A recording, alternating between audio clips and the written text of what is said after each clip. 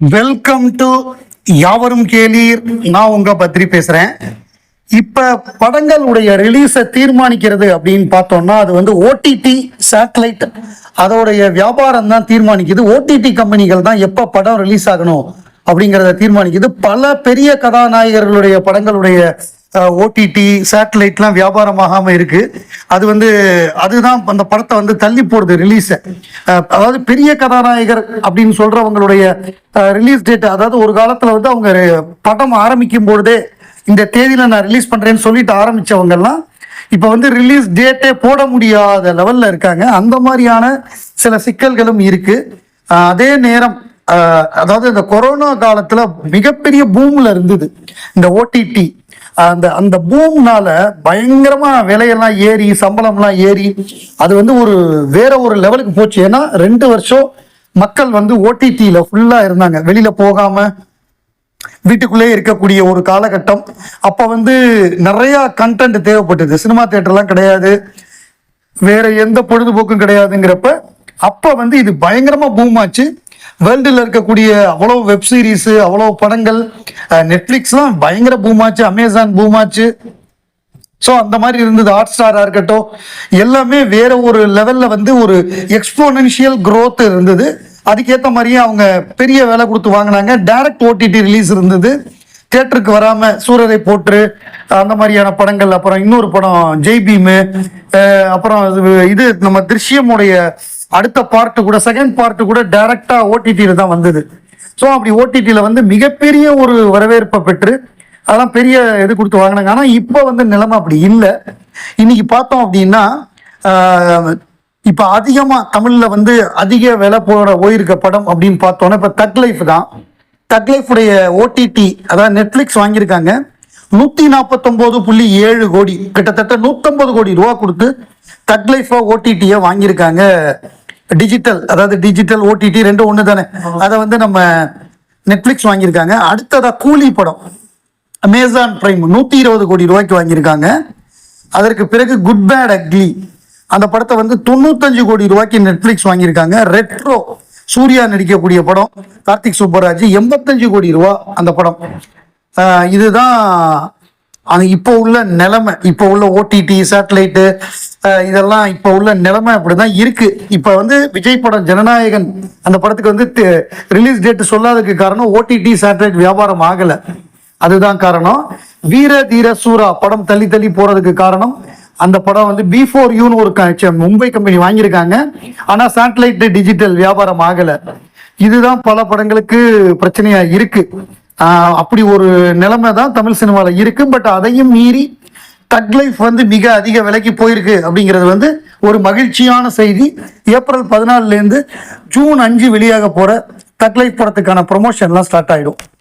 நேத்திக்கு சொன்ன செய்தியுடைய follow up, நம்ம ஏஆர் ரஹ்மான் உடல்நல குறைவால் மருத்துவமனையில அனுமதிக்கப்பட்டார் அப்படின்னு நம்ம ஒரு செய்தி சொல்லியிருந்தோம். அதோட follow up Apollo hospital Greams road அவங்க ஒரு மெடிக்கல் புல்லட்டின் ரிலீஸ் பண்ணியிருக்காங்க.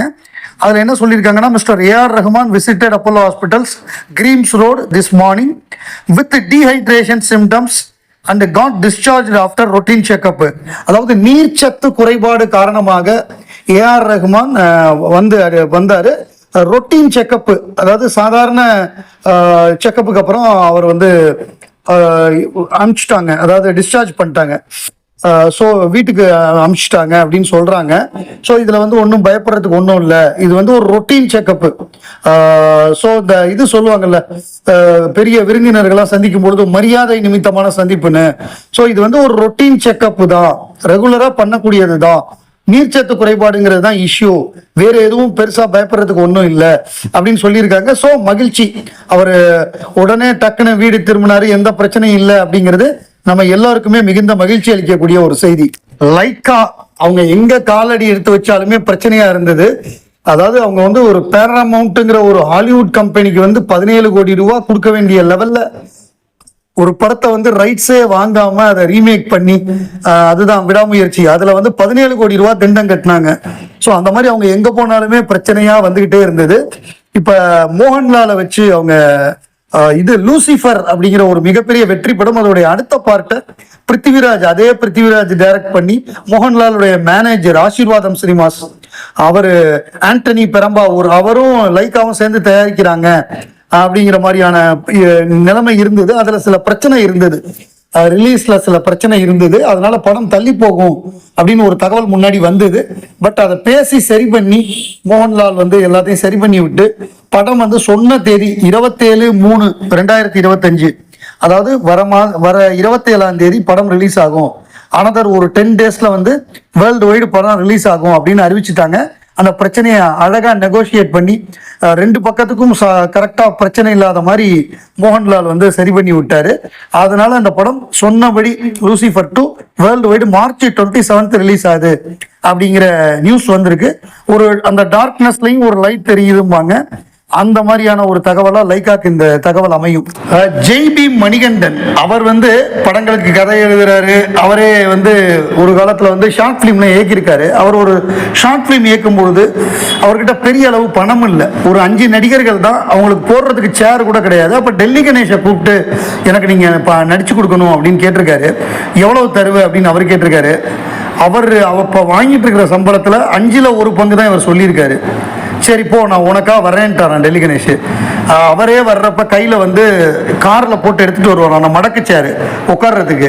5 நடிகர்கள் தான் ரோட்டில் எடுப்பாங்க, அந்த மாதிரிலாம் எடுப்பாங்களாம். அதில் கடைசி 2 நாள் அவர் ஒர்க் பண்ணுறப்ப சம்பளம் கொடுக்கறதுக்கு காசு இல்லையா.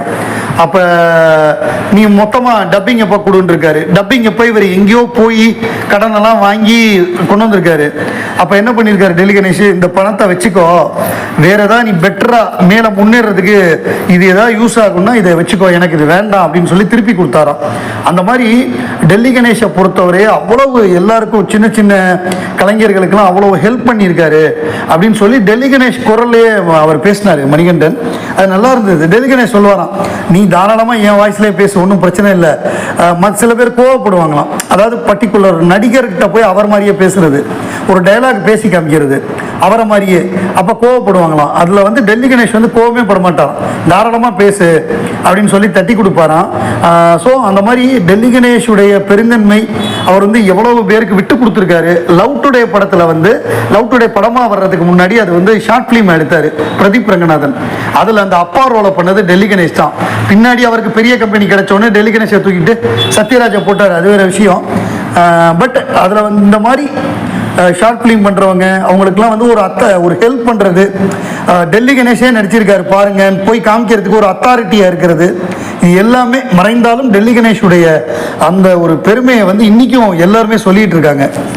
உலகநாயகன் கமல்ஹாசன் ரசிகர்களுக்கு international Indian film academy awards, அதாவது ஐஃபா அப்படின்னு சொல்லுவோம்ல, IIFA, இந்த ஐஃபா அவார்ட்ஸ் ஒரு கேள்வி கேட்டிருக்காங்க. அதாவது அவங்க ஒரு 9 படம் கொடுத்து இதுல இருந்து 3 படத்தை பிக் பண்ணுங்க அப்படின்னு இருக்காங்க. 3ஆம் பிறை, நாயகன், வசூல் ராஜா MBBS, பஞ்சதந்திரம், விருமாண்டி, அன்பே சிவம், அவ்வை சண்முகி, தசாவதாரம், விக்ரம். இதுல இருந்து 3 படம் பிக் பண்ணுங்கன்னா நீங்க எந்த 3 படத்தை பிக் பண்ணுவீங்க? இது ரொம்ப டஃப்பான ஒரு விஷயம். அதாவது இன்னும் நிறைய பெரிய பெரிய படங்கள்லாம் மிஸ் ஆயிருக்குங்கிறது வேற விஷயம். இதுல 3 படங்கள் பிக் பண்றதுங்கிறது ரொம்ப ரொம்ப சிரமமான ஒரு விஷயம்.